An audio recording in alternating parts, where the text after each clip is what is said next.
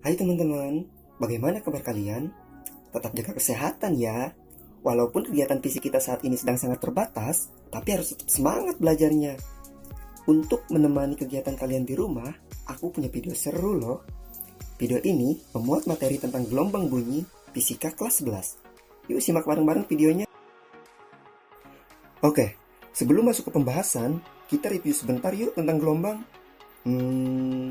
Tentunya kalian sudah tahu dong bahwasanya gelombang itu terbagi menjadi gelombang mekanik dan gelombang elektromagnetik, di mana gelombang mekanik hanya dapat merambat apabila ada media, baik itu media padat, cair, ataupun gas.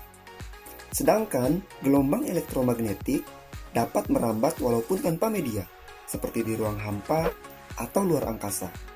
Cahaya merupakan contoh dari gelombang elektromagnetik, dan bunyi merupakan contoh dari gelombang mekanik.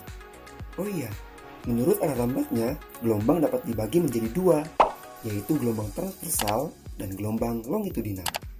Gelombang pada tali dan ombak di laut merupakan contoh dari gelombang transversal, yang merambat tegak lurus dengan arah getaran.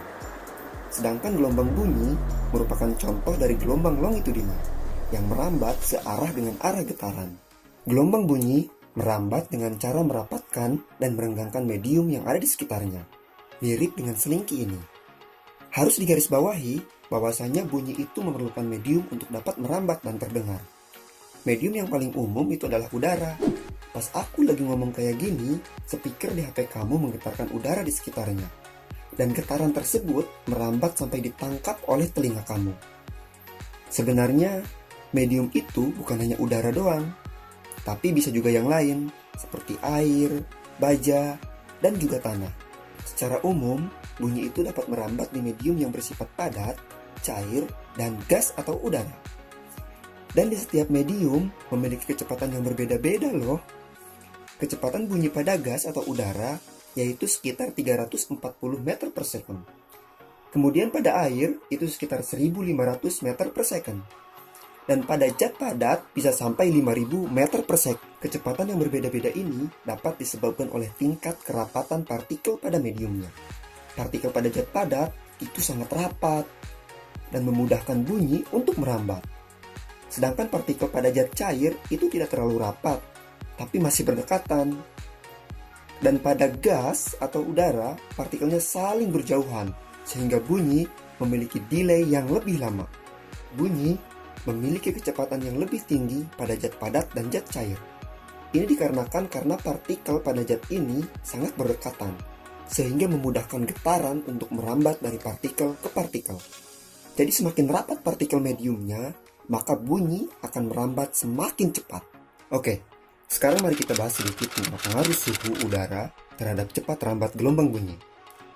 Aku coba gambarkan seperti ini ya. Jadi, ketika suhu udaranya semakin tinggi, maka pergerakan partikelnya juga akan semakin cepat. Dan pada suhu udara yang rendah, pergerakan partikelnya relatif lebih lambat. Ini artinya, bunyi akan merambat lebih cepat di suhu udara yang tinggi dibandingkan di suhu udara yang lebih rendah. Kemudian, timbul pertanyaan, apakah ada perbedaan antara cepat rambat bunyi di pantai sama cepat rambat bunyi di pegunungan? Ya, tentu saja. Kedua tempat ini memiliki tekanan udara yang sedikit berbeda, dan bunyi akan merambat lebih cepat di area pantai dibandingkan area pegunungan. Aku datang lagi nih bersama seorang temanku yang bernama Lisa. Lisa bertugas untuk memukul drum, dan aku bertugas untuk merekam catatan waktu sampai suara drum tersebut terdengar olehku. Aku bergerak menjauhi Lisa sejauh 400 meter. Kemudian aku menekan tombol start pada stopwatch ketika aku melihat Lisa memukulkan stick pada drum. Dan aku menekan tombol stop ketika suara drum itu terdengar oleh telingaku. Kami terus melakukan percobaan tersebut sampai 10 kali. Setelah didapatkan data waktunya, maka aku langsung memulai perhitungan tersebut dengan mengambil rata-rata waktunya. Dan didapatlah 1,2 second atau detik. Untuk mengetahui kecepatan, kita dapat menggunakan persamaan kecepatan atau V didapat dari jarak atau S dibagi waktu atau T. Langsung saja kita masukkan datanya ke persamaan tersebut. Kecepatan sama dengan 400 dibagi 1,2 dan hasilnya adalah 333 meter per second. 333 meter per second? Bukannya tadi kita sudah tahu ya kalau kecepatan bunyi di udara itu adalah 340 meter per second. Coba deh pause videonya, kemudian pikirkan penyebabnya. Sebenarnya, ada beberapa faktor yang bisa menyebabkan hasilnya tidak sama dengan teori yang disebutkan.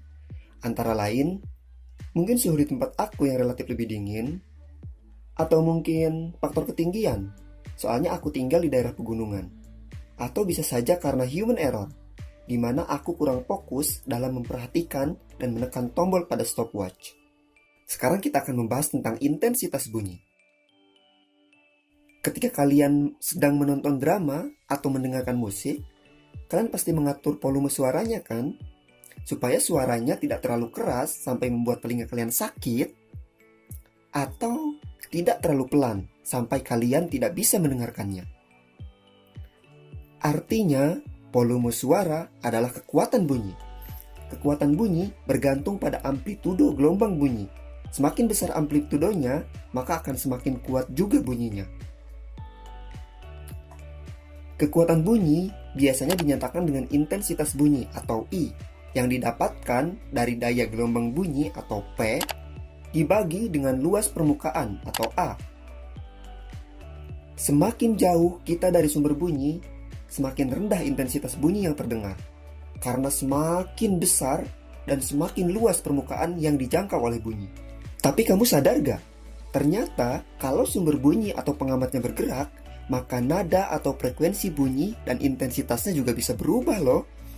Misalnya, pas sumber bunyi mendekati kamu, maka bunyinya akan terdengar lebih cepat dan lebih nyaring. Sedangkan pas sumber bunyi menjauhi kamu, bunyinya seolah-olah melambat dan nadanya menjadi lebih rendah. Nah, fenomena perubahan frekuensi ini disebut efek Doppler.